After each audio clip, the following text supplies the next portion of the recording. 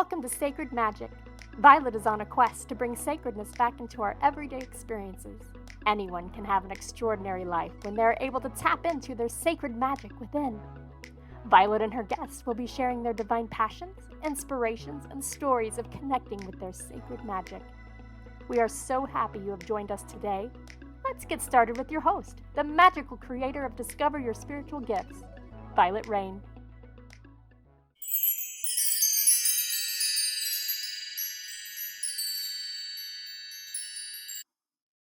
Welcome to Sacred Magic Podcast. I am your host, Vialet Rayne, and today's episode is a special episode that I want to talk about because it's been really sitting on my heart lately about how we're divinely guided. So, what does it mean to be divinely guided? Have you ever taken a moment and really sat down and reflected on your journey through this lifetime?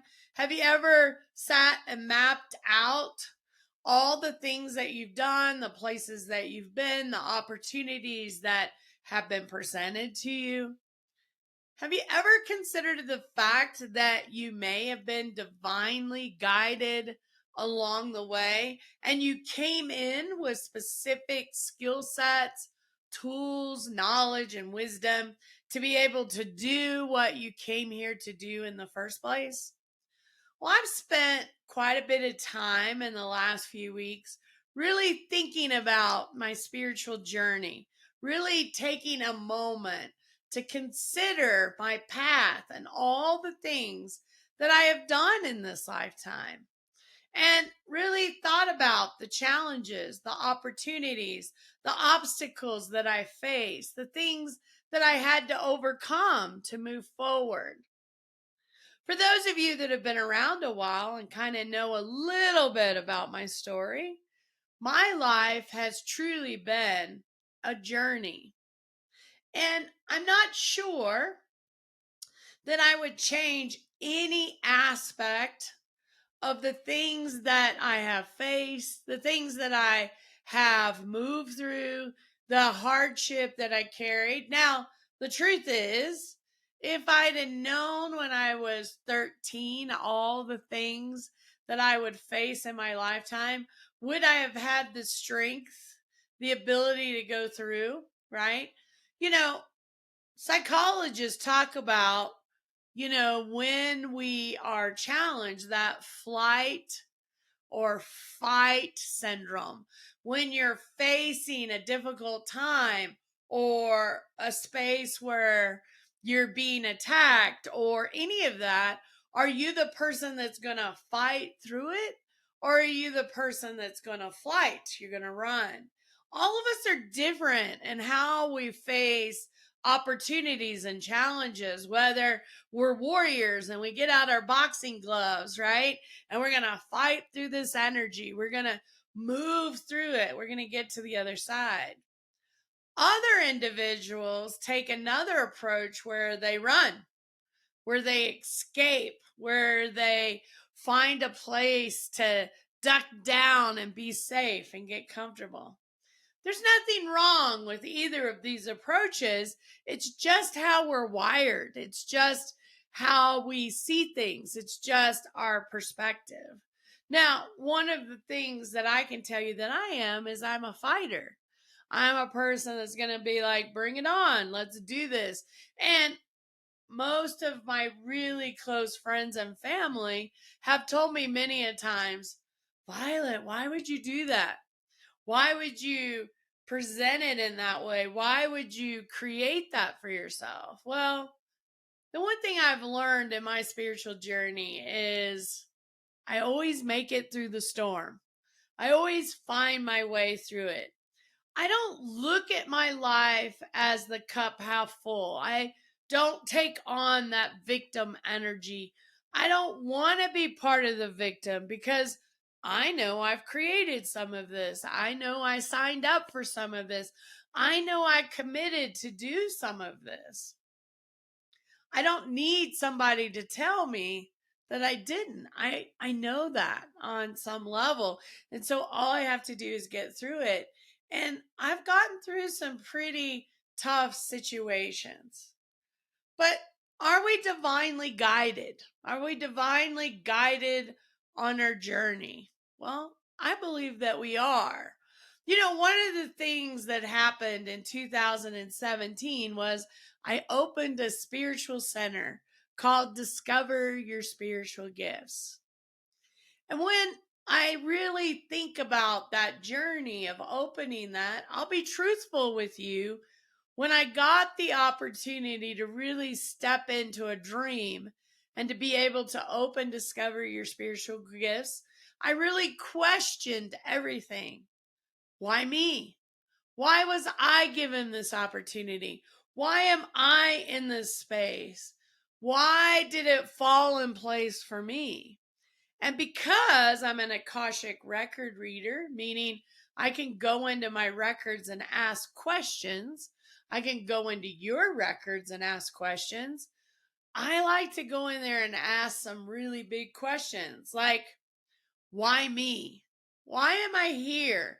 Why did I get this opportunity? What was it that brought me to this space, this time, this current reality?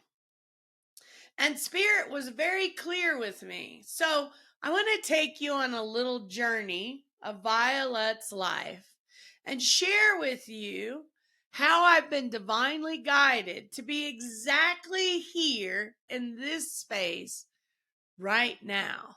Right? So I hope you'll take this journey with me. And as you do, I want you to think about your life. How have you been divinely guided? What has been your purpose? How has Spirit moved you through your life in different ways to get you exactly where you are right now? Exactly in the place where you're at in this moment. So, first of all, as a child, I had a big imagination. Now, what you have to understand is imagination, daydreaming, is all about working that muscle of clairvoyance, of being able to see within, with being able to get messages from spirit within. And as a child, I had a huge imagination. I was great at daydreaming and I loved to imagine different things. I always dreamed of being a teacher as a little girl, that I was going to teach school and teach classes because I loved watching teachers get up and create the curriculum and be creative and help people learn. I thought that was the coolest thing ever. And so in my neighborhoods, as a small child, I would gather the neighborhood children and I would teach class, which they were like, really? I'm not in school. So why are we doing this? Because I want to teach you. I want to show you things. The other thing that I loved to play at was store. I loved going into stores and seeing cashiers check out merchandise and how fast they were and how accurate and how the store was merchandised and laid out. I was always very curious. So I would set up my toys and my items in a certain way so that people could come and purchase them and put them in a basket and come through the checkout. And I got to help them and all that stuff. That was my imagination in elementary school as a small child, as I was coming into different things. I was fascinated. At the age of 13, 14, I got my first job. And believe it or not, it was in a retail store. And I was the cashier and I was also the person that worked on the floor. And back then, it was just really cool to be able to stock the shelves and think about merchandising and to be able to check customers out, and to be able to talk to them, to be able to understand how fast I could check people out. And I thought it was the coolest job you could ever have.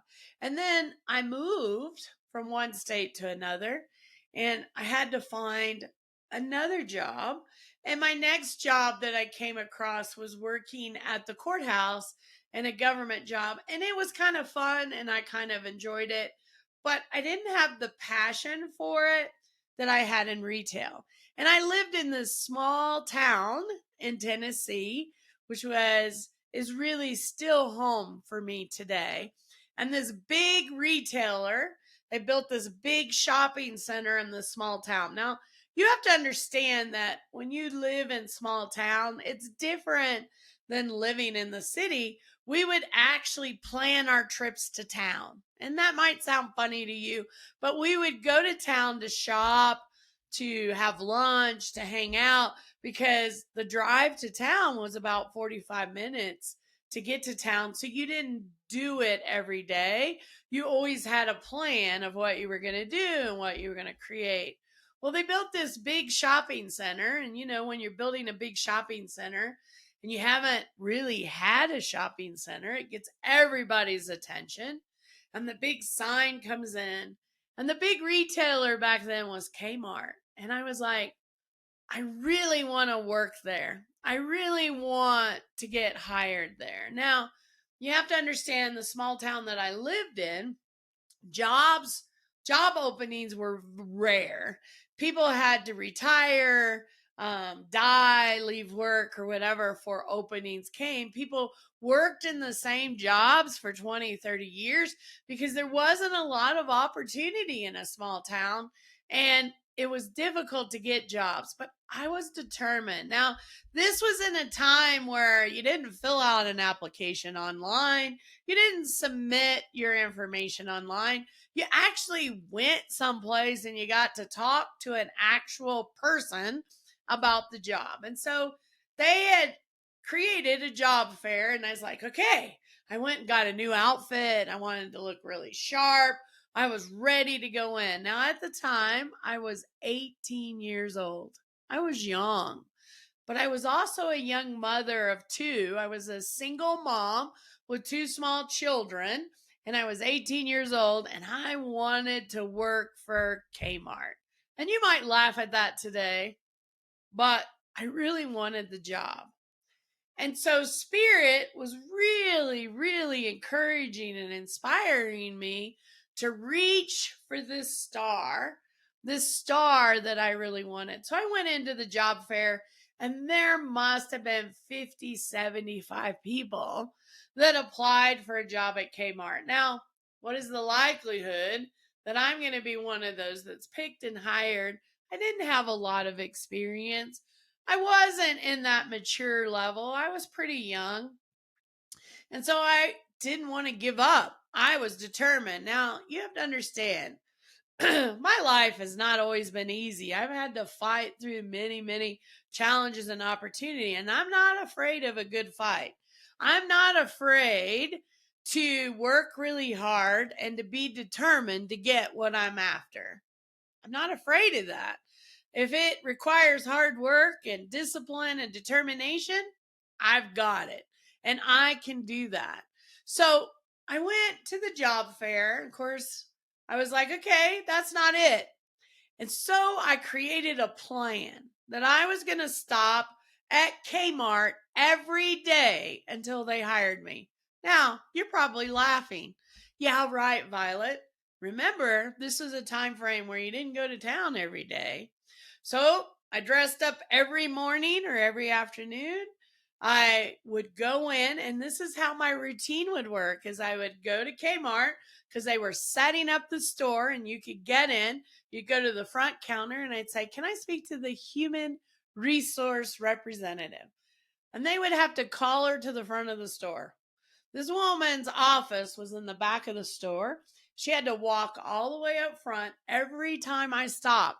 And I literally went every day for like 20 something days. 20 something days. And I'd have them call her up front. She'd come up front. She'd go, yes, we don't have any openings. We've already hired all of our staff. We're not going to hire anybody else. And my response would be, that's okay. You'll see me tomorrow because I'll be back. And you're laughing, right? really, Violet? I'm like, yep, I went every day. And as she would proceed back down the aisle, I would ask whoever called her up, can I have an application, please? And they'd give me an application, and I'd go home of a night and I'd fill it out in really nice handwriting. I got really good at it. And then I'd come the next day and I'd give my application. I'd have her call her up front. Well, one day she came up front. She's like, she was so aggravated. Like, if she could have squeezed my head off, she would have. And I really didn't care. I wasn't giving up. And she's like, okay, fine, follow me. And I was like, and so I follow her to the back of the store and she goes, I have a part time position. We don't have any full time positions. And I'm like, okay, whatever. She goes, I have a part time position. You won't get hired on full time. We already have full time people. Okay, whatever. And she goes, you're going to be working in this department. And I was like, yes. And I left the store so excited because Kmart hadn't opened yet. They were still setting up and they were planning their opening a few days later. And I got hired on. And the lady that would come and see me every day was someone that had traveled in to help with the store setup. She was not going to be the human resource manager representative for the store. She had just come in to help train, get people going, and get them set up. So when I met the current, what was going to be our human resource representative, I told her, when you go through the applications, you're going to find about 20 something applications that I filled out because I came every day to get this job. And she laughed at me, just like you're laughing and smiling. And then one day later on, she told me, she goes, Violet, I went through those applications and there were 26 applications that you filled out and dropped off before getting hired. And I said, see, I told you. Now, I worked for Kmart for probably about 2 weeks where they called me in the office and they hired me full time. Now, Kmart in that time frame was my everything. I loved this job. I loved being a cashier up front, being a cashier supervisor. I loved merchandising on the floor. I loved running a department. I loved ordering product and being able to do floor plans. I was also really good at those blue light specials. Hello, Kmart shoppers. Back in our housewares department, we have currently going on our blue light special. Now, understand the first time I did those, I was as nervous could be. But I got really good at it. In fact, I was so good at it that a lot of the employees would come to me to run their blue light specials in their department because I got very comfortable speaking over the microphone. I learned inventory. I learned shipping and receiving. I learned cash office balancing. I learned about everything I could to learn about Kmart. My next career was a small ladies' clothing shop where I was the store manager. And I brought all those skills in. I could merchandise, I could do displays. I was probably the youngest store manager that you've ever seen. I was like 21, 22 when I became my first store manager, and everyone on my team was older than me. I had to get their respect. I had to learn how to manage the team. And our store was one of the prize stores in the district. My store was ran so effectively that they would send me out to problem stores to correct merchandising, to help with staffing issues, to help store managers better run their store. So, why was I given that opportunity? Why was I able? And that didn't stop my career. I had retail for like 20 years, everything from district manager to general manager to department manager to small stores to big box operations to having districts that covered 3 or 4 states. I literally loved doing that work. And I enjoyed it and I was naturally good at it. So, did I come in with those skill sets? Well, I believe I did. I believe I came in with this desire to do this type of work, to understand, to be very curious, to want to learn more about it. Because guess what? At Discover Your Spiritual Gifts, we have a retail store. I do everything from inventory to buying to purchasing to merchandising, floor layouts, to understand traffic flow, to understand customer needs, to build customer relationships. Those are all the things I was very good at when I did that. So after I got to my empty nest where my children were grown and they'd left home and things were shifting and changing for me, I decided that I didn't want to do weekends anymore, that I really didn't want to work weekends. I wanted to have a Monday through Friday job. And one of the things I'd always been kind of pushed towards was human resources. Now, remember that human resource person, that representative of our store at Kmart?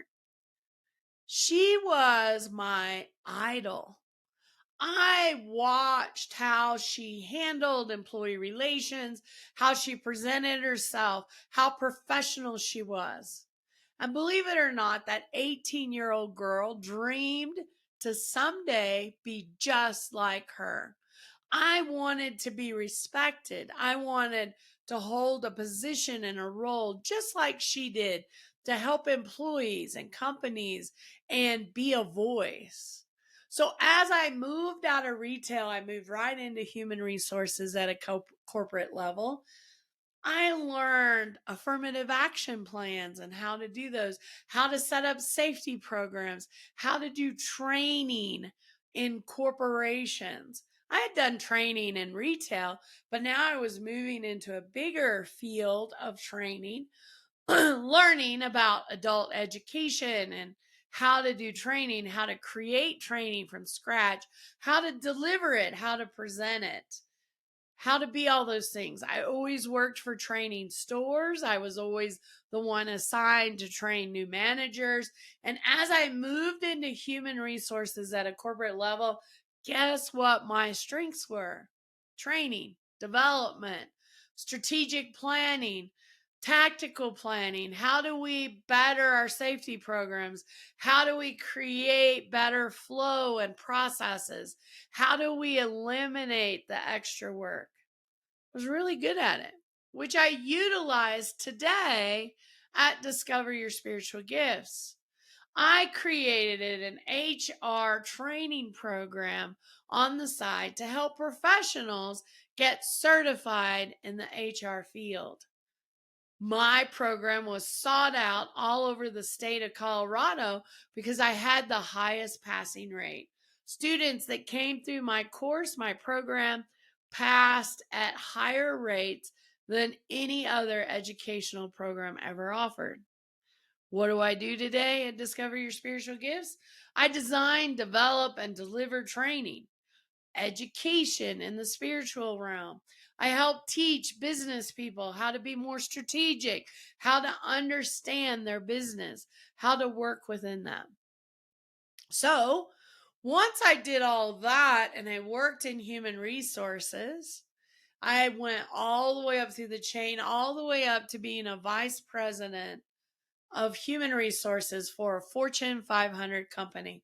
I built their HR infrastructure. I created the programs that help them to grow their teams and to work with them. I got so many amazing experiences through that program. And then I decided, because I had went back to school and got my master's degree in HR development, HR management, and business administration, that I wanted to be able to teach at the college level. So I pursued that and actually taught bachelor and master programs at the collegiate level for over 10 years. And I was recognized as Rookie of the Year as a brand new teacher in one of the colleges. They loved my style, my approach, the way I thought about things, how I delivered it, how I created it. So, what do I do today? I design and teach online and in person programs. Was I divinely guided? Did I have the right passions? Did I have the right drive? Did I dig into the skills and the things that I needed to be successful as a spiritual education center? Absolutely. Was it always easy? No. Did I have difficulty along the way? Did I have challenges? Yes, I did. But I was divinely guided to where I'm at today. And here's what I know: I'm going to be divinely guided into the future. I'm going to be divinely guided in what I do next and how I move forward and what happens with Discover Your Spiritual Gifts. So, you may have had jobs, you may have had opportunities that you're like, why did I take on that? Why did I do that? Why did I work there? You need to go back and look at how those skill sets have helped you along the way, how they've moved you into the next step of your journey, how they've guided you along your path. Because I believe we're perfectly at the place that we're supposed to be, that we are divinely guided along the way. Now, does everyone take that guidance? No. I'm sure there's some of you listening that wish that you'd have went this way because it would have been a shorter route than the direction you went. I always tell people, you want to go the short way or the long way to get where you're going? Because I believe Spirit gets us where we're going. If we shut down, though, if we decide we're not moving forward, if we take that approach, I believe you have the choice to do that. But I also believe you're going to be forced to come back and do this journey again to complete what you started. So, surrender. I surrender to where you take me. I surrender to where I'm going. I'm going to trust you to guide me along my path. Thank you for listening today. Thank you for taking the time to listen to this podcast. I hope you'll take some time to think about your journey through this lifetime and where you have been divinely guided along your path. Thank you so much for listening. Thank you for checking out the Sacred Magic podcast. I hope to see you soon in person at Discover Your Spiritual Gifts or on an online event, wherever we can connect. Thank you for trusting me, and I hope that you have a magical day. Are you seeking an online spiritual education resource? Do you crave to know more about various topics of spirituality? Discover Your Spiritual Gifts Academy offers a wide variety of programs including Crystal Alchemy, Tarot, The Journey of the Fool, Akashic Record Reading Certification, and much more. These online courses allow you to learn on your schedule and at your own pace. You can find out more at www.discoveryourspiritualgifts.academy. Thank you for joining us. To find out more about Vialet, head over to discoveryourspiritualgifts.com. You can also send a personal message to Vialet through email, violet@discoveryourspiritualgifts.com.